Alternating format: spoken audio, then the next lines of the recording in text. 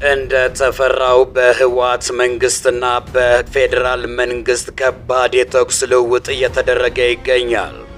ዛሬ ቅዳሜ ሐምሌ 25 2018 ዓ.ም ከነጋቱ 11 ሰዓት ከ45 ጀምሮ በሸረሪና አካባቢ በኢትዮጵያ መከላከያ ሰራዊትና እዛ አካባቢ በሚንቀሳቀሱ የትግራይ ኃይሎች መካከል ከባድ ውጊያ መቀስቀሱን ምንጮች ጠቁመዋል። ከመረጃው ጋር ጉዱካሳ ነኝ።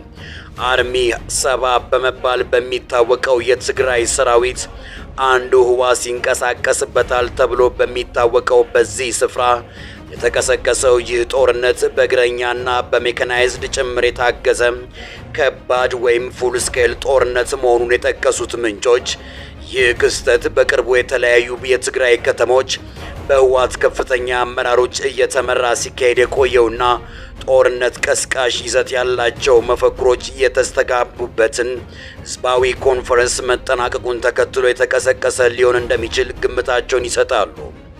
ተኩሱ እስካሁን የቀጠለ ሲሆን መድፍን ጨምሮ የከባድ መሳሪያ ተኩስ እንደቀጠለ ነው። በሽራሮ አቅጣጫ የከባድ መሳሪያ ድምጽ እንደተሰማ የአካባቢ ምንጮች ገልጸዋል። ከዚህ ጋር በተያያዘ አዳዲስ ሰበር ዜናዎች እየወጡ ይገኛሉ። ፎሎ በማድረግ ቤተሰብ ይሁኑ፣ አፕዴት ሊሆኑ መረጃ ያገኙበታል። ከመረጃው ጋር ጉዱካሳ ነኝ።